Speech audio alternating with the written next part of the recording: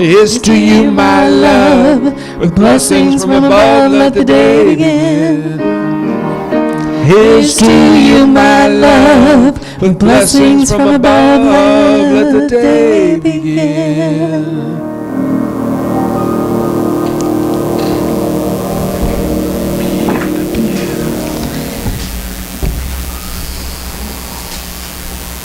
They seem to be telling me it's my turn. Good morning. Good morning. Happy Mother's Day. Happy Mother's Day. So nice to have everybody here today. Look at that. Nice, nice. It's not raining right now. Yes, yes, yes, yes. Okay, so very, very welcome. Nice to see you all today. And it's incredibly wonderful. We have Lorena with us, Reverend Lorena Smith with us today. And also the musician is Randy Byrnes. Woo-woo. Thank you. So nice to have you both here again. Thank you. We miss you when you aren't here. Thank you. Yes. And now if you would like to do the opening prayer. Yes. Please. Yeah, let's go into prayer. Whoops, wait a minute. I blew everything. That's okay. We can pray first. Okay. Yeah. Spirit is flexible, as are we.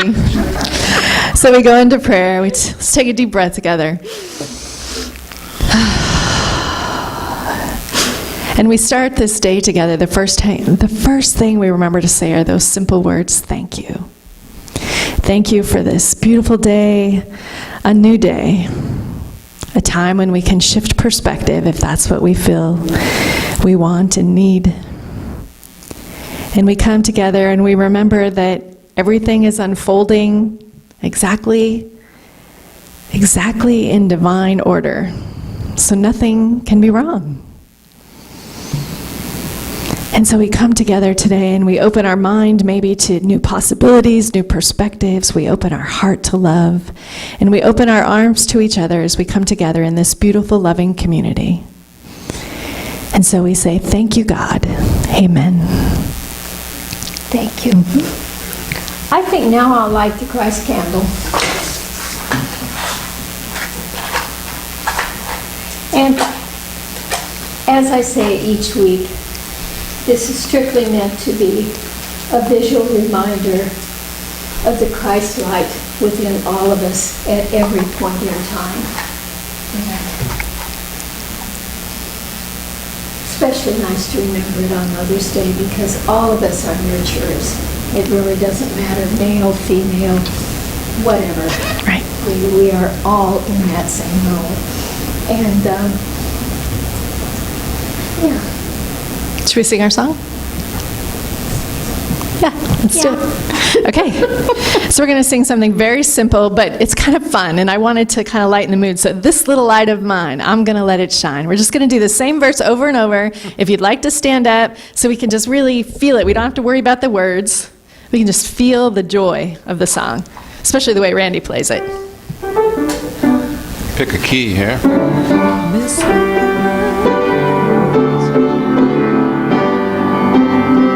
Here we go. This little light of mine, I'm gonna let it shine. This little light of mine, I'm gonna let it shine. This little light of mine, I'm gonna let it shine. Let it shine, let it shine, let it shine. All right, now sing it like you mean it. This little light of mine, I'm gonna let it shine. This little light of mine, I'm gonna let it shine. This little light of mine, I'm gonna let it shine. Let it shine, let it shine, let it shine again. This little light of mine, I'm gonna let it shine. This little light of mine, I'm gonna let it shine. This little light of mine, I'm gonna let it shine.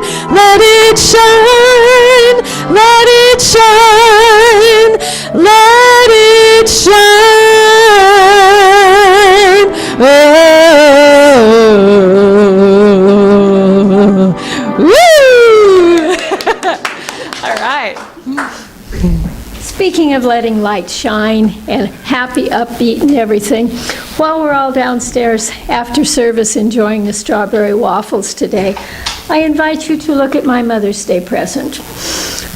The girls gave me this for Mother's Day, and it's 101 uses for dachshunds.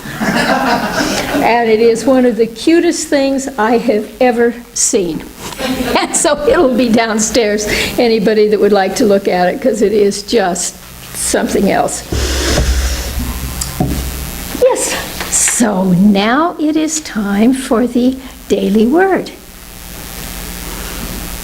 And Reverend Lorena's daughter is going to do that for us this morning. I bless all mothers in my prayers. Nurturing and caring for another living being is a sacred activity. Today I take the opportunity to give thanks for all who have shared unconditional love and acceptance with me.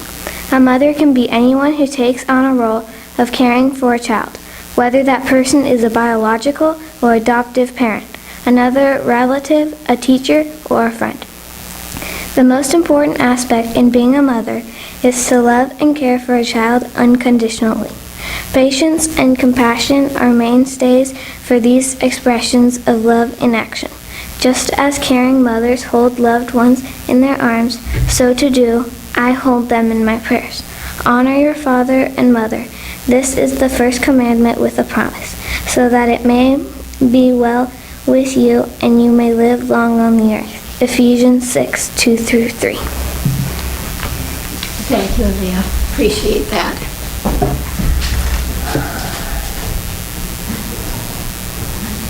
My turn? Your turn. Your turn.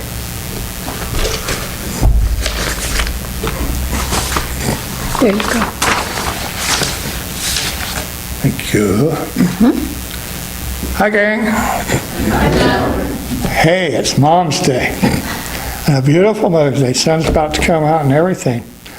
You know, Mother's Day is one of my favorite holidays, along with Valentine's Day and Easter and Thanksgiving and National Hamburger Day. It's a great time because we get to celebrate with and honor all of those people that are mothers and everybody that's ever had a mother. And I think it's a wonderful holiday.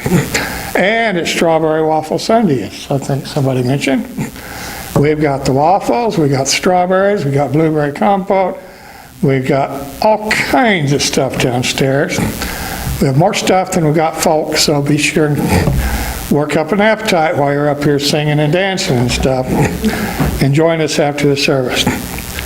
Next week, May 21st, Reverend Charles Bush will be with us, and music will be provided by his son Gabriel and by Rod Caldwell. So that's going to, do you know Rod? Well, he's a piano player. He now lives down here in Lincoln City, but he's been around a while, so I thought maybe you guys knew each other. But anyway, that's going to be a nice service, so be sure and join us for that. And finally, we're going to wrap up May with another rousing talk from Reverend Lorena on May 28th. And joining her will be John Meyer doing music, and that is on National Hamburger Day, so that's going to be exciting. Okay. We're trying to get some stuff done around the church. First, hopefully this week, depending on the weather, that old rusty guardrail out front will be gone and replaced with something that's not old and rusty. And then we're going to start putting together a couple of major projects. I'll be talking to the board about it, a couple of ideas we have. We've got a lot of major projects to choose from, but we're going to talk to the board about it and figure out what we want to start with. And we need everybody's input as we start that process. We really need the involvement to give us your ideas and your direction and where to go as we put together. And a big part of that is going to be fundraisers. Come figure out how we're going to generate the cash to do all these exciting things. So as you have ideas or anything else, join with us. Let me know, talk to us aside, send us emails, call us up, whatever, and let's get some things started around here. Okay, thanks, I'm done.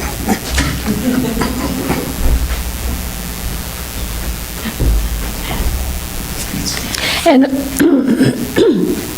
with the idea of suggestions and improvements and so on and so forth. Probably before too long, we're going to try and, excuse me,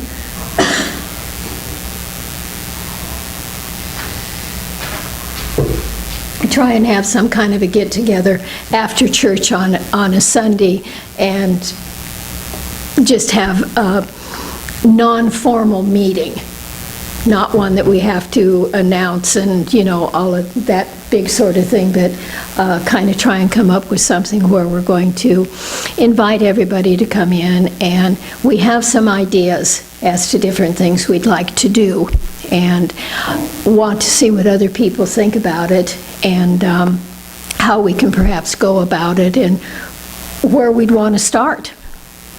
You know, so it's a time where we really want the input of the congregation. So probably going to try and do that fairly soon so that we can really get going in that direction.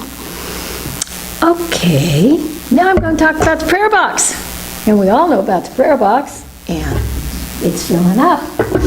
And it's really incredible because for me, it is a fill out the little piece of paper, put it in the prayer box, and for me personally, it is an act of let go and let God.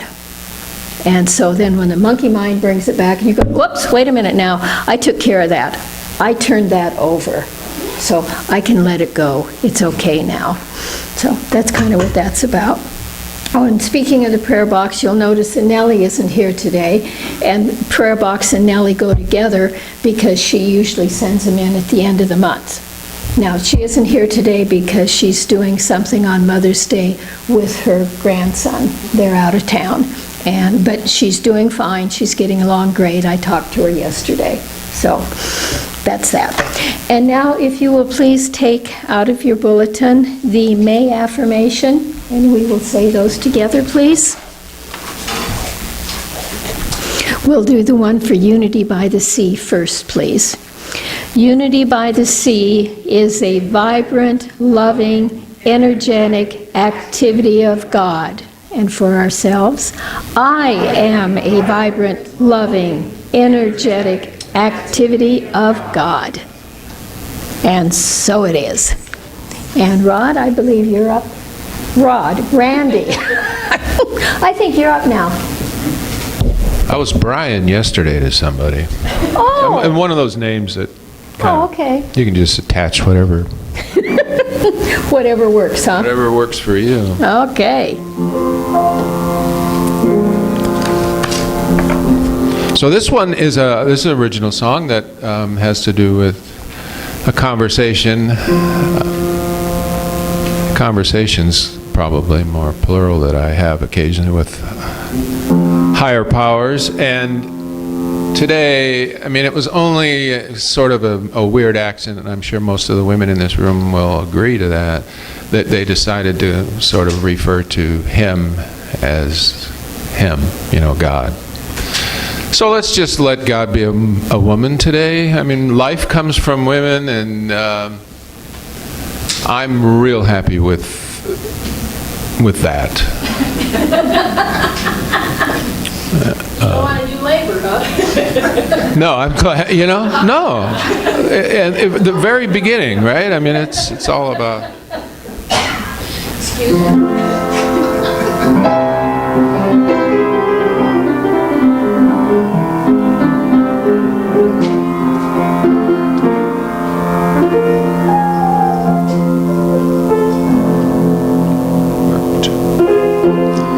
Mother, come home now, and to me please reveal your plans and ideas that I might so feel. You hear my prayer always, and I know you feel my pain. My impatience for a measure, revelation and gain. For such a long time now I felt so torn, In the arms of my mother there was a comfort so warm. Said it'll be all right, it'll be okay, child. I know you have fear, but your mother never left, child, and she's always been here.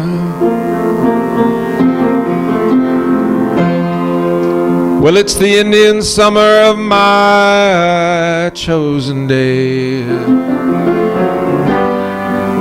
I'm afraid that I might not have a role in the play. Seems I prayed the wrong prayer. I didn't get it, not me. 'Cause I thought by now that I'd start to see.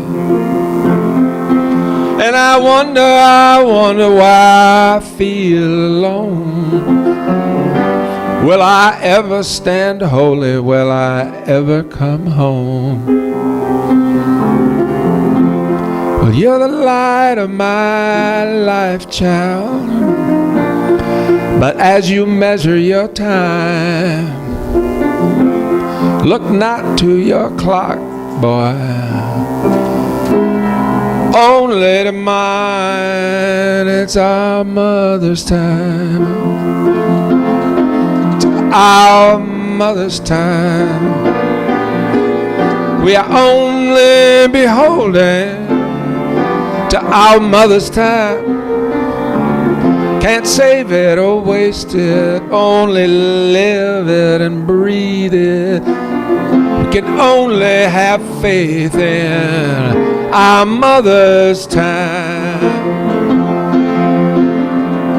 The schedule is hers and her hour is right now. I don't need to ask her where, when, and how. Her love everlasting, never end. No question of our kinship, she's always my friend. It's our mother's time. It's our mother's time.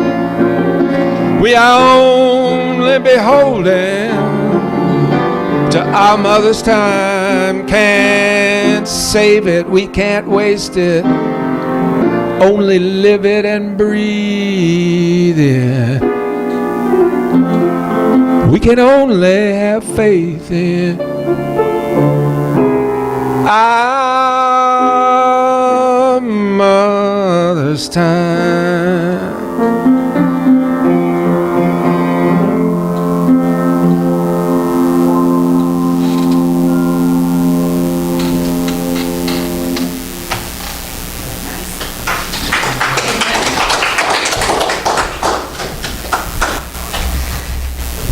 Thank you, Randy. I love listening to Randy. Well, good morning. Happy Mother's Day. So I have a little story to lighten things up, create a little mood. It's not really about mothers, but it's about women. Well, a woman particularly. So it's something that came across my email, and I thought it was just pretty funny. So the local news station was interviewing an 80-year-old lady because she had just gotten married for the 4th time. I love The interviewer asked her questions about her life, about what it felt like to be marrying again at 80, and then about her new husband's occupation. Well, he's a funeral director, she answered. Interesting, the newsman thought. He then asked her if she wouldn't mind telling him a little about her first 3 husbands and what they did for a living. She paused for a few moments, needing time to reflect on all those years. After a short time, a smile came to her face, and she answered proudly, explaining that she had first married a banker when she was in her 20s, then a circus ringmaster in her 40s, and a preacher when in her 60s, and now in her 80s, a funeral director. The interviewer looked at her, quite astonished, and asked why she had married 4 men with such diverse careers. She smiled, chuckled, and explained, "I married 1 for the money, 2 for the show, 3 to get ready, and 4 to go."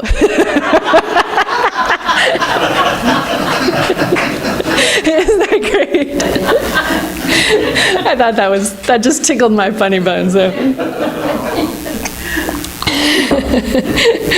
Oh, so today we're talking about Mother's Day, and that always feels like a tricky subject to navigate in a Sunday service. I'm not exactly sure why, but it just does for me. And I think it's because, traditionally it was just honoring mothers. And that alone has its tricky places because sometimes our mothers are not here with us anymore. And so instead of being a day of celebration, it can be a day of sadness.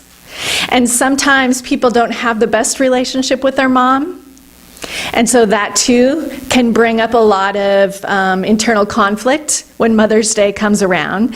And the more I've been a minister and the more I've been in New Thought, the more I realize holidays are just not always what we appear to think they are on the surface, that they're packed and loaded with a whole lot of other stuff. Right? And so it's not as simple as saying Happy Mother's Day. And the fact that nowadays, because gender roles are becoming so much more equal and different than they used to be, lots of times our nurturing doesn't even come from a female. Sometimes it comes from a male in our life. Or it doesn't come from a mother, it comes from another woman in our life or another man in our life who has served that role in some way. And so it feels like, ooh, it's a tricky subject to navigate. As I think about our moms, and naturally our relationship with our mothers is going to ebb and flow. There's going to be high points and low points. And sometimes, we laugh that we're in counseling because of our mother. Or I always think sometimes along with a college fund for our children, we should probably start a counseling fund as well. And, 3 of my kids are here today. And I'm sure, maybe now, later, they're going to have issues with me that they're going to need to deal with. I think that's part of life, right? And I remember listening to somebody, and I can't remember who it was, but they said, just remember, you're in counseling because of so-and-so. Just remember that there's probably at least 5 people in counseling because of you. So it goes both ways, right?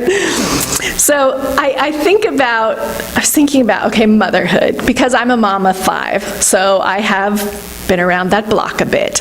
And I was thinking about giving birth and how representative that is of life. Not that it's just giving life, but the way it works. So 5 different births. Now, just speaking of my own experience, I did all of them with no pain medication because prior to that, I had had a spinal tap for another reason, and I ended up with the headache that you can get.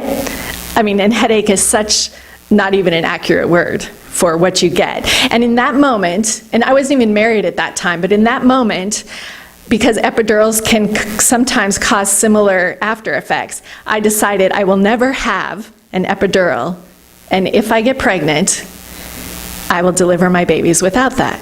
And I did. And so it was an interesting process each time.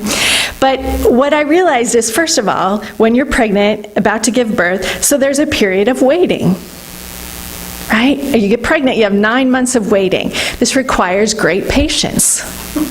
Life is the same way. But while you're waiting, you're being prepared.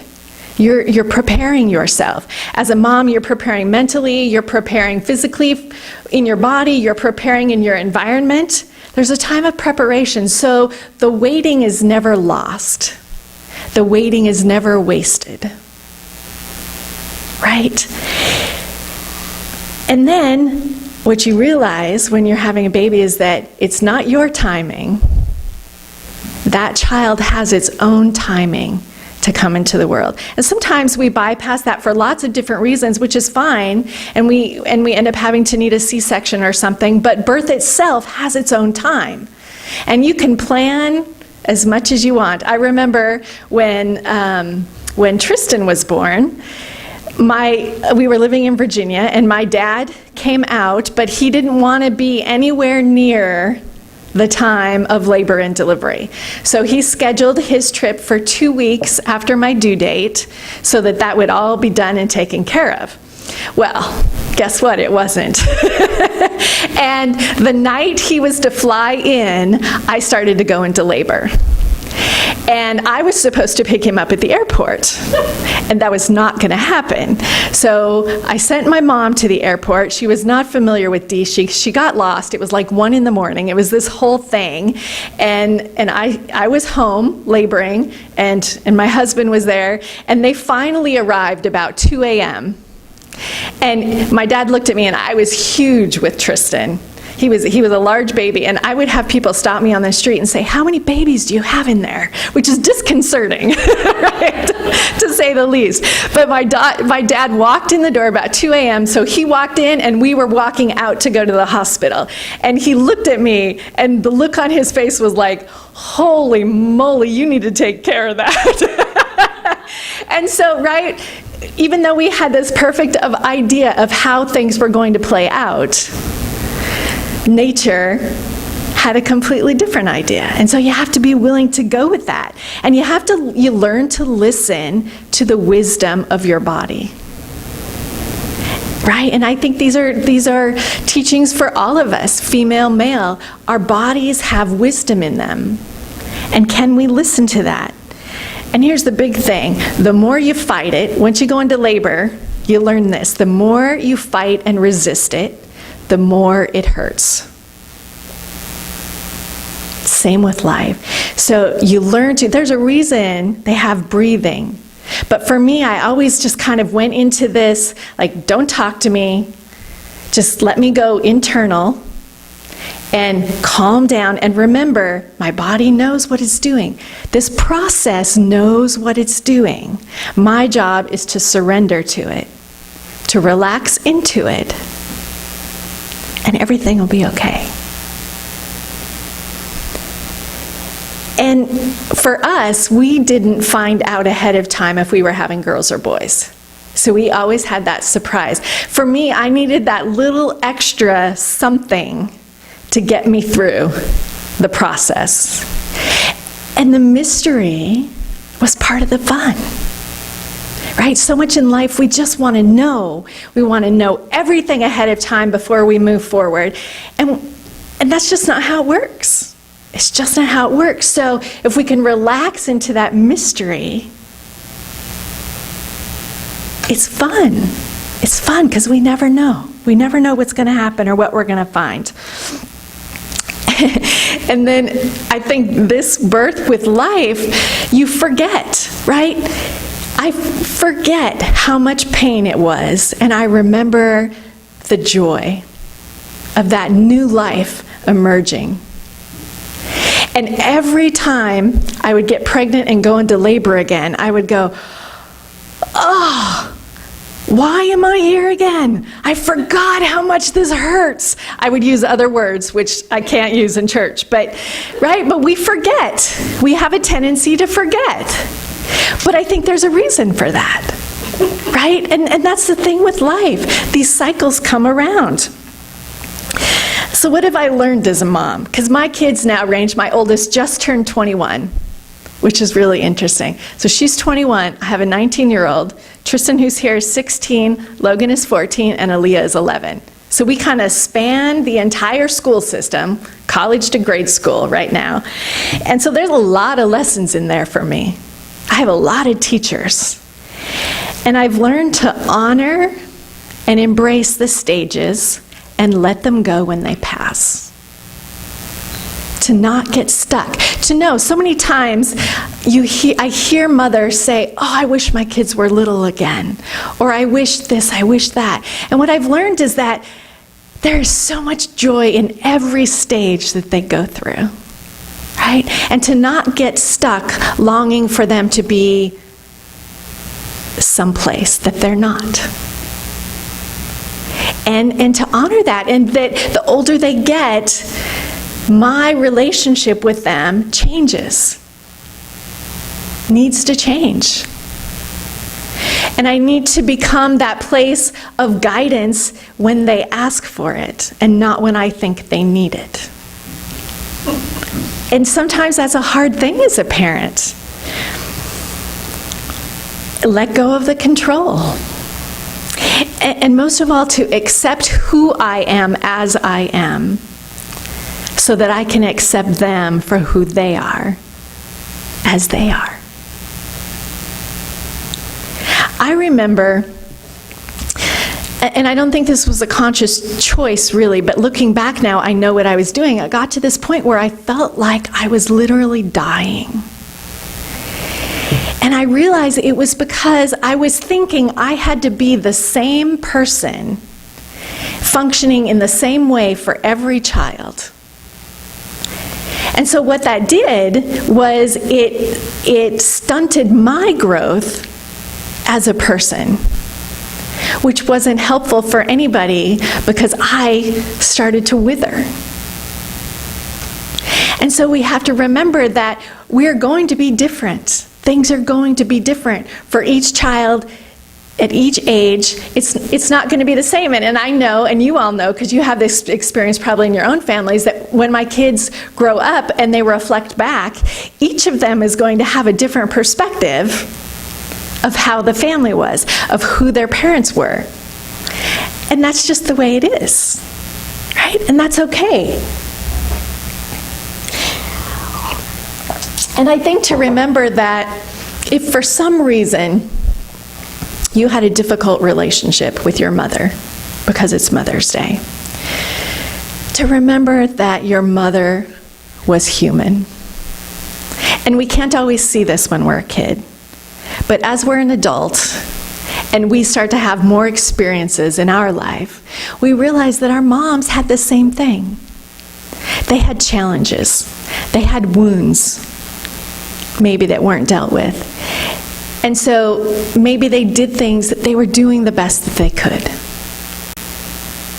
Just as I sometimes fall into that of wishing that I had done things differently at different periods, and I have to remember, at the time, I was doing the best that I could with what I knew. And the same for our moms. And so now if you're feeling like you're missing something, as adults, it's our job then to reparent ourselves. To think, what would I have done? Or if I am talking to that little child inside of me right now that's feeling like they need love, what would I say to her or him? We can do that, right? We don't have to have a hole there. We can fill that for ourselves. We can be what it is that we need. And when we realize that, it's a powerful realization. And it allows us to somehow open to having more compassion and forgiveness for what we may feel like we lacked from our mom, if that's the case.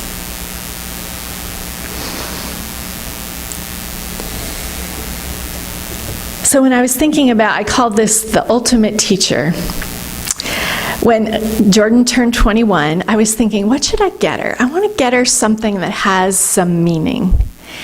And I was looking around and I went to the Crystal Wizard, which I love that store. And I found this little, it's like a little trinket box really, but it's beautifully painted and it had this gorgeous tree on it. And the tree had a heart in the middle of it. And I was thinking about that and I thought, I love trees. And in Oregon, we have such beautiful trees. And so I wrote to her about seasons, because I think Mother Nature is the ultimate mother, the ultimate teacher, shows us really the natural cycle of life, what life is about. And so we start in autumn, and I've been reading this book by Parker Palmer, Let Your Life Speak. He's in the Quaker tradition, and it's a really wonderful book, and he talks about the seasons of life as well. So in autumn, it's really the paradox of dying and seeding. The beauty of life is hidden within death. Isn't that profound? that things decay, release, and die away, right? That's what autumn is all about. But look at the beauty that autumn brings. When we lived on the East Coast, the Catskill Mountains we would go, and oh my gosh, it was so gorgeous. Just these rolling hills. They call them mountains, but because we're from the West, we know what mountains really are. But there were these rolling hills that just looked like they were on fire. And they didn't have a lot of evergreen. So everything changes color, and it's spectacular. And at the same time, while things are falling away, seeds for new growth are already being scattered. This is the time when patience begins. And then winter comes, and it's a gift of beauty all of its own, different from autumn, and yet beautiful. I grew up in South Dakota, and it's beautiful in the wintertime. Bright sun, we see the sun almost every day, which is why it's so cold. But it's so crisp and clear, and there's a clarity to winter because everything unnecessary has fallen away. And it's a reminder that dormancy and deep rest are essential for living things. It can be a demanding season. Somebody said the winters will drive you crazy unless you learn to get out in them. And I think that's true for Oregon as well, right? With all the rain, if you're afraid to get wet, you're going to go crazy. But I love that. The winters will drive you crazy unless you learn to get out in them. Because the winter is also a time of darkness, right? There's less light. And I think that's symbolic about what happens inside of us. If you're afraid of your winter, you will go crazy. You have to go into it. And that's why so often in wintertime, people stop gathering in the outdoors. Lots of times they stop gathering much at all because everybody is sort of turning inward. They're staying home, they're sitting by the cozy fire, right? It's that time of drawing in. And it's just as important as the autumn. And then as time goes, we get to the spring. It's a gift of life. New growth starts to happen. It appears to be withdrawn, right? But the blooming is once again. Now, early spring, as we've experienced in Oregon, is not yet beautiful. There's a lot of wet, there's a lot of muck, and in environments where the snow is melting, the same is true. There's almost this ugliness that happens before the new growth comes. And I don't know about you, but I relate to that in my life, right? Sometimes you have to have the chaos and the muck before the beauty comes. So when things start to get real ugly, I always think to myself, okay, this is good. This is good. We're about to pass through. Right? Let's go right into that. Now that's contrary to what we usually think, isn't it? But that's the best way to navigate it that I've found, is to not be afraid of it. And that muck in our life, whatever that is for you, something that happened that you didn't like, that maybe was humiliating, as he says in the book, that creates the fertile soil in which something new can grow. He has this beautiful passage, I find it here, about the spring. Ooh, this is small print. He says, "Spring teaches me to look more carefully for the green stems of possibility, for the intuitive hunch that may turn into larger insight, for the glance or touch that may thaw a frozen relationship, for the stranger's act of kindness that makes the world seem hospitable again." Isn't that beautiful? So that's spring, and then finally, we emerge into summer. And he says, this is when all the promissory notes of autumn, winter, and spring come due. This is the period that makes it worth it, right? Spring, he puts it as that steady state of plenty. It's abundance. Think about everything that happens in the summertime. All the farmers markets, all the fresh fruits and vegetables that come out, all the flowers, right? Everything is available in abundance. And that's what happens when we've gone through that internal autumn and winter and spring, is that we get through that muck, and then there's this beautiful period of just enjoying the fruits of our labor, however that looks in that moment. And one of the things I hadn't thought about that he said is, so winter is the time that we draw inward. Summer becomes about community, right? People come out again. People start to gather again. And he says, in the human world, abundance does not happen automatically.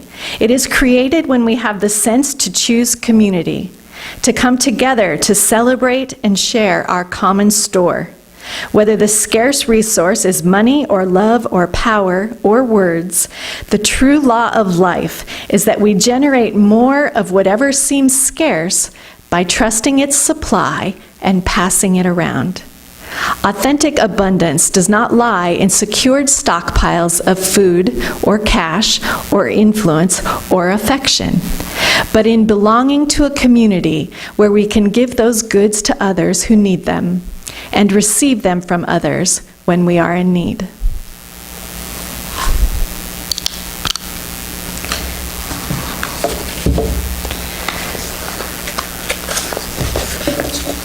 So when I wrote Jordan the letter, I wrote to her about the seasons, and I reminded her, as I remind all of us and myself today, that we go through many cycles of seasons in our life, and sometimes it takes years to complete a cycle, and sometimes it feels as if it can happen in moments. And the key, as I remember the trees, is to grow your roots deeply. To know who you are. To know what makes you thrive, so that when those storms come, and they surely will, that you won't topple over. That you can stand firm and strong and weather whatever it is that comes, so that you can see a new cycle emerge. And always remember, because there was a heart in the center of our tree, I said, always, always remember to keep your heart at the center of things. And so I'd like to close with a little saying by Khalil Gibran, which is really beautiful, about Mother Nature. Everything in nature bespeaks the mother. The sun is the mother of earth and gives its nourishment of heart. It never leaves the universe at night until it has put the earth to sleep to the song of the sea and the hymn of birds and brooks. And this earth is the mother of trees and flowers. It produces them, nurses them, and weans them. The trees and flowers become kind mothers of their great fruits and seeds. And the mother, the prototype of all existence, is the eternal spirit, full of beauty and love.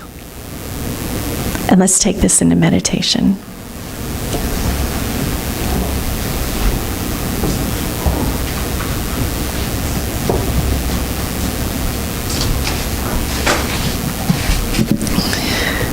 So if you'd like to get comfortable in your chairs, Randy's going to play for us. I'm just going to sing a little bit to kind of get us into that place.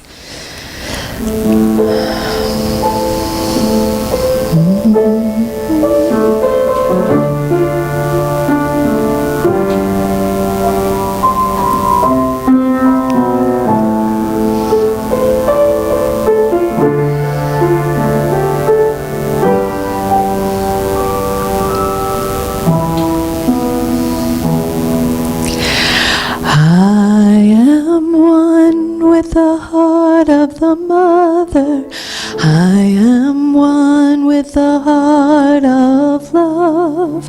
I am one with the heart of the Father. I am one with God. I am one with the heart of the mother. I am one with the heart of love. I am one with the heart of the Father. I am one with God.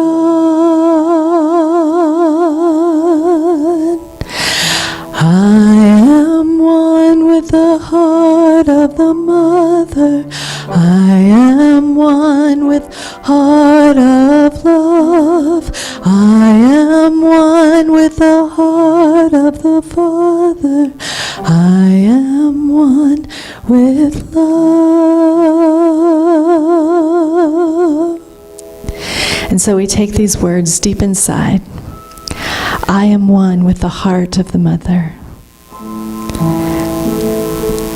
I surround myself with the loving energy that Mother Nature is always here to provide.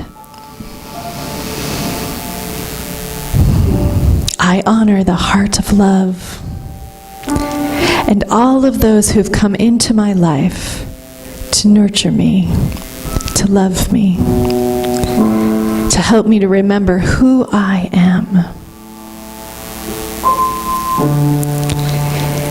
And I honor all of those who I've done the same for. For we are all here to be nurturers. We all have that feminine energy inside of us.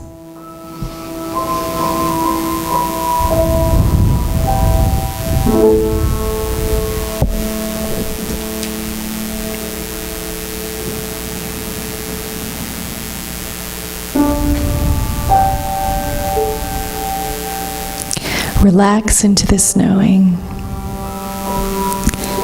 I feel at peace. And if there's something bubbling up, I know that I can look right at it, go right into it, and see what it has to tell me, what it has to teach me. And in doing so, I can open myself to forgiveness for all of those places where I feel wounded. I can have compassion, I can be gentle, and I can let it go.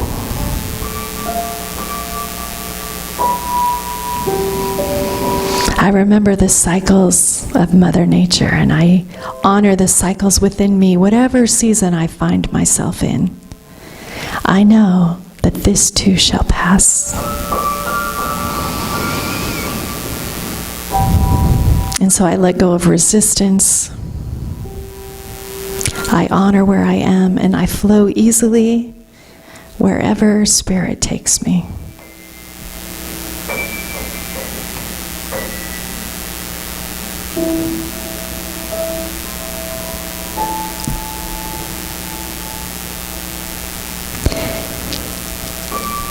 And as I go about the day, I remember, I am one with the heart of the mother.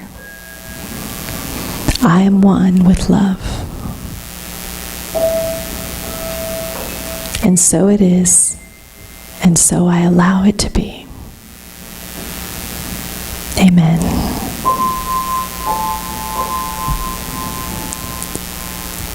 And when you're ready, you may open your eyes.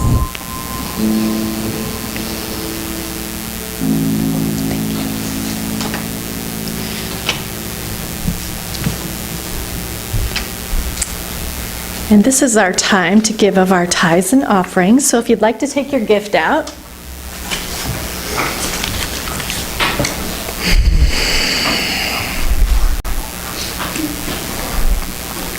And hold it in your hand, and we'll say our affirmation together. Divine love, through me, blesses and multiplies all that I am, all that I have, all that I give, and all that I receive. Here. Go ahead, Randy. There you go ahead, she said.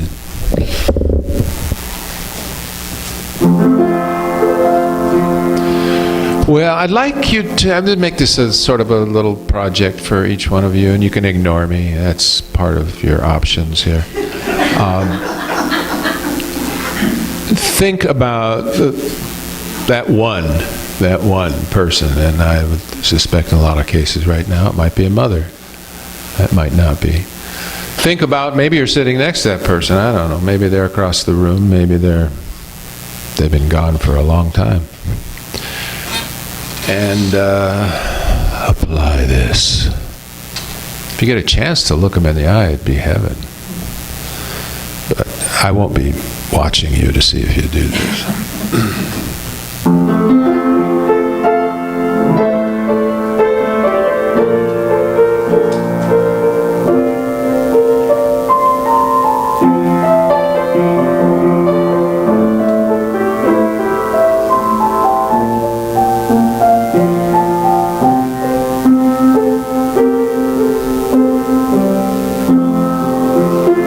Have I told you lately that I love you?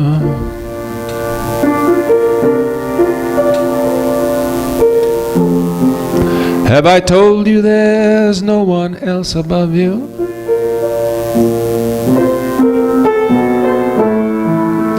You fill my heart with gladness, take away my sadness, ease my troubles, that's what you do.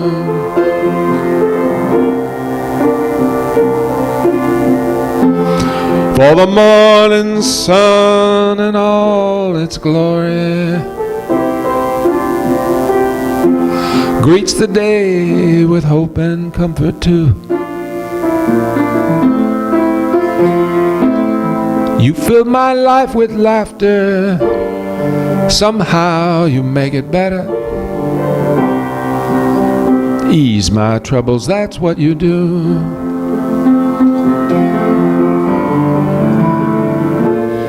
There's a love that's divine, and it's yours and it's mine like the sun.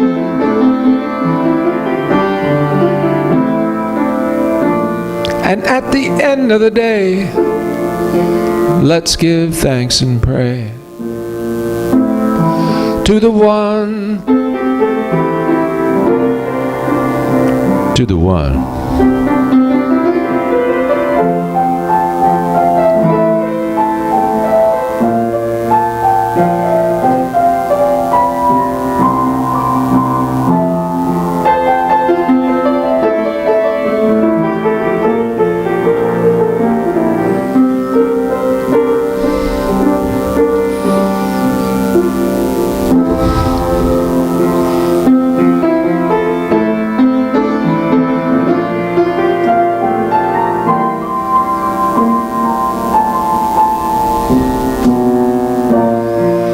There's a love that's divine, and it's yours and mine, like the sun. At the end of the day, let's give thanks and pray to the one, to the one. Have I told you lately that I love you?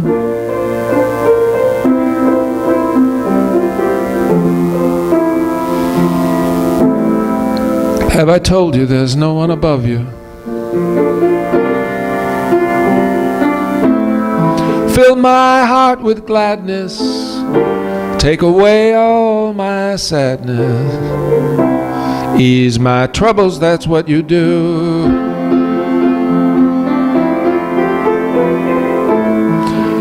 Fill my heart with gladness,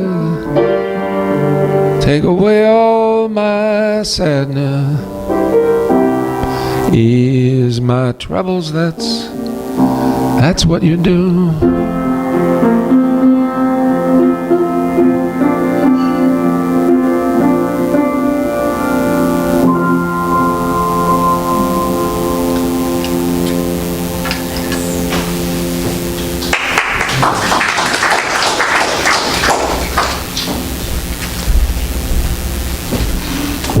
Go into prayer. Sweet Spirit, we give thanks for these tithes, for these gifts to sustain this church. This beautiful, loving community that we know is a bright light for each of us individually and for the community. And we know that in the giving is the receiving, so we open to all that you have for us. And we say, thank you, God. Amen.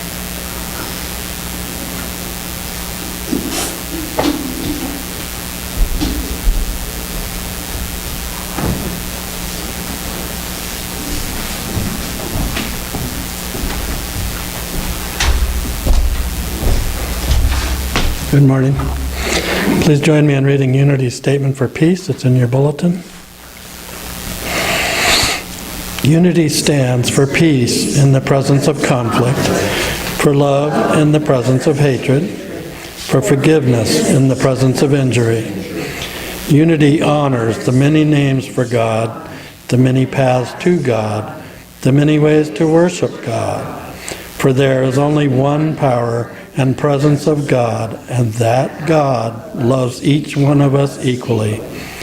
It is therefore the position of unity to urge all nations, their leaders and their people, to turn to God by whatever the name for guidance during these challenging times, and to pursue peace, not war, for this is what honors the God of all our faith traditions. Unity stands for peace in our lifetime. The wolf shall dwell with the lamb, and the leopard shall lie down with the kid, and the calf and the lion and the fatling together, and a little child shall lead them. And they shall not hurt or destroy in all my holy mountain, for the earth shall be full of the knowledge of the Lord. I will not be part of the killing of any child, no matter how lofty the reason. Not my neighbor's child, not my enemy's child, not by bomb, not by bullet, not by looking the other way. I will be the power that is peace. God bless.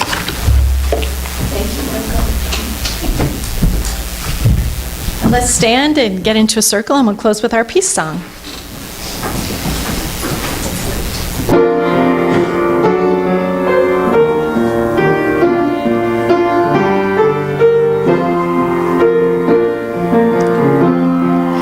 Let there be peace on earth, and let it begin with me.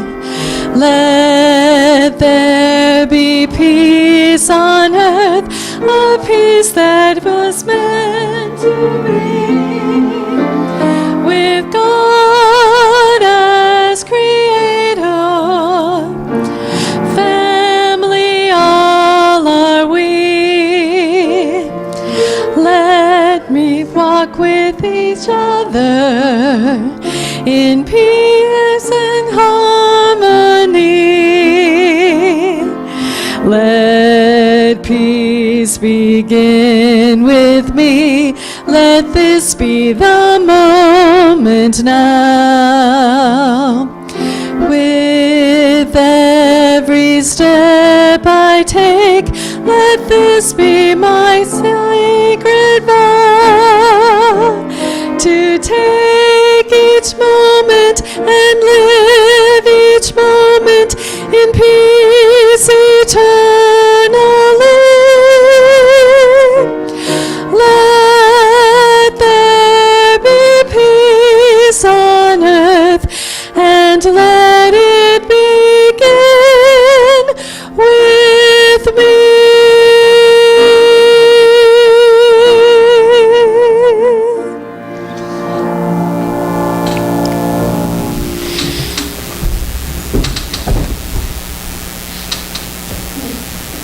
At this time, I invite anyone who has a thought, a concern, a prayer, anything that they would like to throw into our circle of love. We want to be welcome to do it. You do not need to speak anything. Thinking it however you want to handle it. Just knowing that it is taken care of. Irene.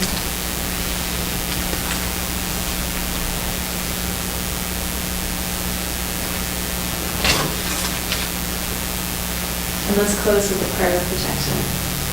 The light of God surrounds us. The love of God enfolds us. The power of God protects us. And the presence of God watches over us. Wherever we are, God is, and all is well. And don't you forget it. And let's still have waffles.